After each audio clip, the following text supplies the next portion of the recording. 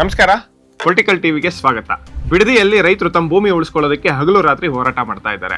ಹಾಗಾಗಿ ಅನೇಕರು ಕೂಡ ಅವರಿಗೆ ಬೆಂಬಲವಾಗಿ ನಿಂತಿದ್ದಾರೆ. ಅವರಿಗೆ ಬೆಂಬಲವಾಗಿ ನಿಲ್ಲಬೇಕಾಗಿದ್ದಂತಹ ರೈತ ಸಂಘದ ಏಕೈಕ ಜನಪ್ರತಿನಿಧಿಯಾಗಿರುವಂತಹ ದರ್ಶನ್ ಪುಟ್ಟಣ್ಣಯ್ಯವರು ಕೂಡ ಕಾಣಿಸ್ತಾ ಇಲ್ಲ ಅನ್ನೋ ಸುದ್ದಿ ಹೊರಬರ್ತಾ ಇದೆ. ಕಾಣಿಸ್ತಿಲ್ಲ ಅನ್ನೋದನ್ನೋದಕ್ಕಿಂತ ವಾಸ್ತವ ಕೂಡ. ಕಳೆದ ಸುದ್ದಿಯಲ್ಲಿ ನಾವು ಮತ್ತೊಬ್ಬ ರೈತ ಹೋರಾಟಗಾರ ಕಾಣಿಸ್ತಾ ಇಲ್ಲ ಅನ್ನೋದೊಂದು ಸುದ್ದಿ ಮಾಡಿದ್ವಿ.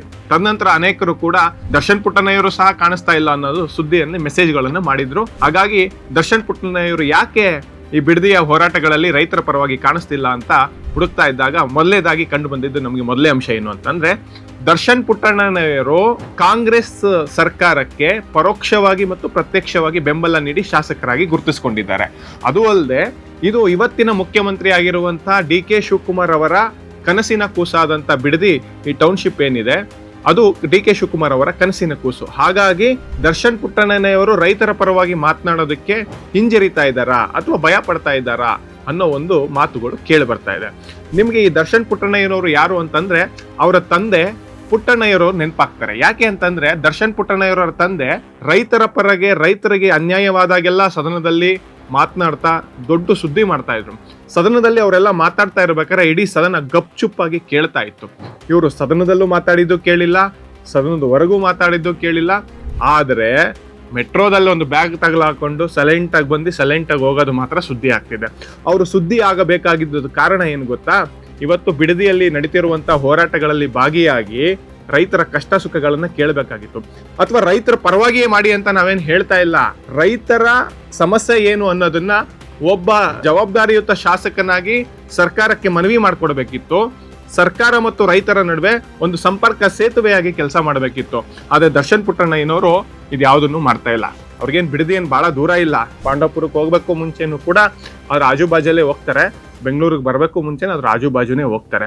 ಒಂದು ಸಣ್ಣ ದಿನವನ್ನು ಬಿಡುವು ಮಾಡಿಕೊಂಡು ಹೋಗಿ ಅವರ ಕಷ್ಟವನ್ನ ಕೇಳಿಬಿಟ್ಟಿದ್ರೆ ಇವತ್ತು ದರ್ಶನ್ ಪುಟ್ಟಣ್ಣಯ್ಯನವರು ರೈತರ ದೊಡ್ಡ ನಾಯಕ ಆಗಿ ಗುರುತಿಸ್ಕೊಳ್ತಾ ಇದ್ರು. ನಿಮ್ಗೆ ಅಮೆರಿಕಕ್ಕೆ ಹೋಗಕ್ಕೆ ಬಿಡುವು ಸಿಗ್ತದೆ ಸ್ವಾಮಿ, ಪಕ್ಕದಲ್ಲಿರುವಂತಹ ಬಿಡದಿಲಿ ನಡೆದಿರುವಂತಹ ರೈತರ ಒಂದು ಸಮಸ್ಯೆ ಏನು ಅಂತ ಕೇಳೋದಕ್ಕೆ ಈ ದಿನದವರೆಗೂ ನಿಮ್ಗೆ ಸಮಯ ಸಿಕ್ಕಿಲ್ಲ ಅಂತಂದ್ರೆ ನಿಮ್ಮನ್ನ ಹೆಂಗ್ ಸ್ವಾಮಿ ನಾವು ರೈತ ಸಂಘದ ನಾಯಕ, ರೈತರ ಜನಪ್ರತಿನಿಧಿ ಅಂತ ನಾವ್ ಹೆಂಗ್ ಸ್ವಾಮಿ ಕರೆಯಕ್ಕಾಗೋದು?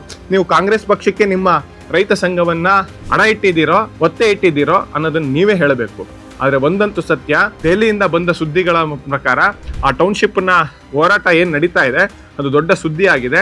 ಹೈಕಮಾಂಡ್ ಮೂಲಕ ಒಂದು ನಿರ್ದೇಶನ ಬಂದಿದೆ, ಅದನ್ನ ನಿಲ್ಲಿಸಿ ಅನ್ನೋದನ್ನ ಕಾಂಗ್ರೆಸ್ ಪಕ್ಷಕ್ಕೆ ಮತ್ತು ಕಾಂಗ್ರೆಸ್ ಸರ್ಕಾರಕ್ಕೆ ನಿರ್ದೇಶನ ಬಂದಿದೆ ಅನ್ನೋ ಮಾಹಿತಿ ಕೂಡ ಬರ್ತಾ ಇದೆ. ಆಗೊಂದು ವೇಳೆ ಅದೇನಾದ್ರು ನಿಜವಾದ್ರೆ ರೈತರೇ ಹೋರಾಟ ಮಾಡಿ ರೈತರೇ ನಿಲ್ಲಿಸಿ ಆ ಟೌನ್ಶಿಪ್ ನ ಕ್ಯಾನ್ಸಲ್ ಮಾಡಿಸ್ಕೊಂಡಿರ್ತಾರೆ. ಅವರೇ ಹೋರಾಟ ಮಾಡಿ ಅವರೇ ಕ್ಯಾನ್ಸಲ್ ಮಾಡಿಸ್ಕೊಳ್ಬೇಕಾದ್ರೆ ನೀವೆಲ್ಲ ಯಾಕೆ ಜನಪ್ರತಿನಿಧಿಗಳು ಅಂತ ಕರೆಸ್ಕೊಳ್ಬೇಕು, ರೈತ ಸಂಘದ ನಾಯಕರು ಅಂತ ಕರೆಸ್ಕೊಳ್ಬೇಕು, ರೈತರಿಂದ ಆಯ್ಕೆಯಾದಂತ ನಾಯಕ ಅಂತ ಯಾಕೆ ಕರೆಸ್ಕೋಬೇಕು ಸ್ವಾಮಿ?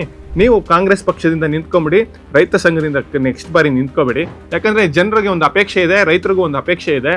ನೀವು ರೈತರನ್ನ ಪ್ರತಿನಿಧಿಸುವಂತ ಏಕೈಕ ಶಾಸಕ ಅಂತ ನೀವೇ ಸದನದಲ್ಲೂ ಮಾತಾಡದೆ ಹೋರಾಟಗಳಲ್ಲೂ ಭಾಗಿಯಾಗದೆ ಇದ್ರೆ ಇನ್ಯಾರು ಸ್ವಾಮಿ ಇವರ ಕಷ್ಟ ಸುಖಗಳನ್ನ ಕೇಳ್ತಾರೆ? ಅವರ ಪರವಾಗಿ ಹೋರಾಟ ಯಾರು ಸ್ವಾಮಿ ಮಾಡ್ತಾರೆ? ನಾವು JDS ಪಕ್ಷದ ಪರನೂ ಅಲ್ಲ, ಕಾಂಗ್ರೆಸ್ ಪಕ್ಷದ ಪರನೂ ಅಲ್ಲ, BJP ಪಕ್ಷದ ಪರನೂ ನಾವು ಮಾತಾಡ್ತಿಲ್ಲ.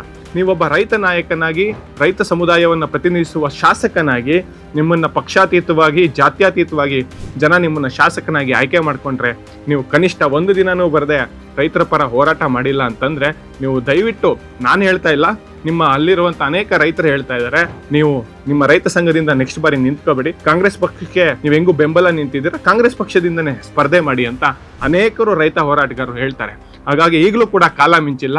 ನೀವು ರೈತರ ಪರವಾಗಿ ಬಂದು ಒಂದಿಷ್ಟು ಅವರ ಸಮಸ್ಯೆಗಳು ಏನು ಅಂತ ಕೇಳಿದ್ರೆ ನಿಮ್ಮನ್ನ ರೈತ ನಾಯಕ ಅಂತ ಗೆಲ್ಲಿಸ್ಕೊಂಡಿದ್ದಕ್ಕೂ ಒಂದು ಸಾರ್ಥಕ ಮನೋಭಾವ ಆ ಕ್ಷೇತ್ರದ ಜನರಿಗೂ ಮತ್ತು ರೈತರಿಗೂ ಆಗುತ್ತೆ ಅನ್ನೋದು ನನ್ನ ನಂಬಿಕೆ.